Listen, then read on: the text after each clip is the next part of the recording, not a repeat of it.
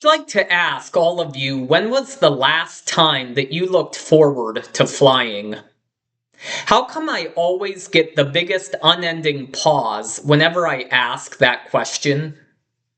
Let's think about what today's airport experience brings ever since 9/11 2001. The distance to and from, the gas money needed, the traffic, the crazy drivers out there, never feeling calm, always feeling rushed, having to get a ride if you don't want to deal with the airport parking, or having to park your car at a nearby lot and still having to pay way too much to leave it there.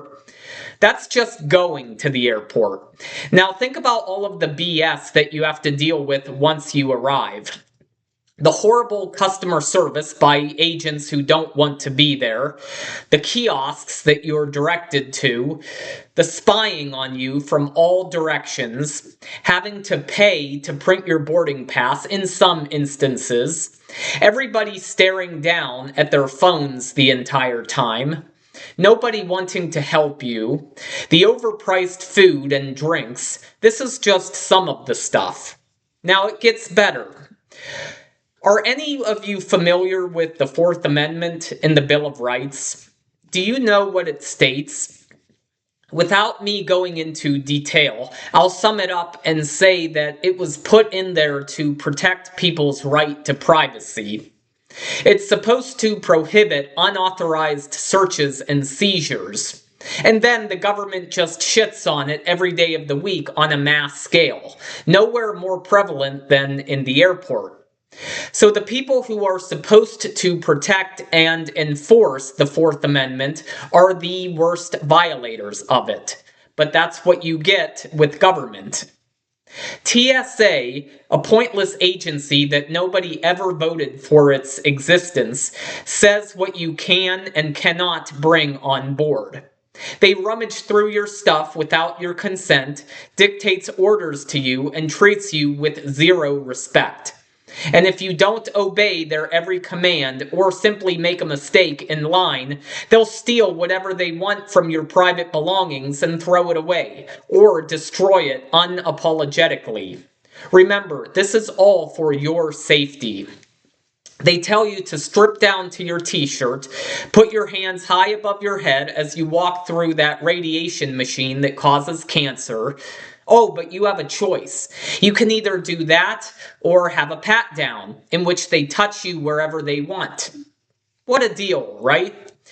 This has now been going on for a quarter of a century. In exchange for buying an airline ticket, you consented to all of this. Except that you didn't. Welcome to America. Just for wanting to fly, you are a scary, that T word that I won't say, and we're going to treat you as such until you prove to us otherwise. Just like how our court system is set up. You are guilty until proven innocent, right? At least for the common folk like you and me, that's how it is. Just like how it was during the COVID hogwash. You have the deadly boogeyman coronavirus until you prove that you don't, right? Getting back to the airport experience in the supposed land of the free, if you pay the TSA an X amount of money in the name of TSA PreCheck, you get to keep your shoes on and only have to wait 30 minutes to get through security instead of 40. And that magically makes you not a scary, that T word. You have to show them that you have a specific ID to be in compliance to fly. You have to be strip searched and agree to hand over your luggage to them. And sometimes it gets lost or destroyed. In either case, you're screwed, and they don't care to do anything about it. And if you say anything negative to the rulers in charge on the spot, you will probably be arrested and caged. They make you go through all of this just to get from one place to another by plane. Can somebody explain to me how any of this theater makes sense at all? Welcome to America. Land of the free, where the government cares about your right to free speech, right to bodily autonomy, and your right to freedom of movement, all clearly stated in the Bill of Rights, specifically the Fourth Amendment. As we know, the government has always been the worst violators of human rights.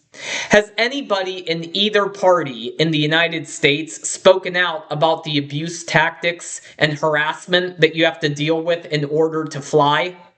No. Nobody ever has, and nobody ever will, because that doesn't benefit them at all. Nobody in either party gives a shit about you or your rights, or anything in the Constitution for that matter. If by any chance this bothers you, we're not going to change this system by voting for different political parasites. Voting is a big reason why our country is in the shape that it's in. Empowering a ruling class to dictate laws which are just scribbles on paper that you have to live under. Defining into existence detrimental agencies that nobody voted for that provide zero actual value to society. And Americans keep falling for it every day by continuing to vote for government, which is made up of the worst people in the world who get to define these rules and restrictions that you have to live under.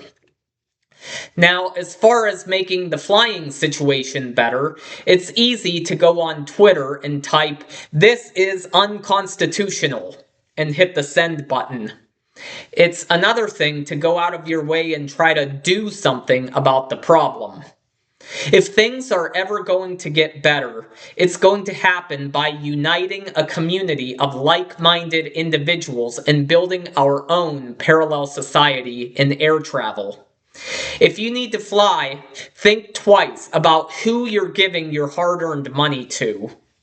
Instead of handing it over to the corrupt, tyrannical, government-run airports and airlines, use it to benefit yourself by way of flying freely and off the grid, like what we do here with my group of people. I couldn't do this all by myself. But anything is possible when you have just two people who share a common vision.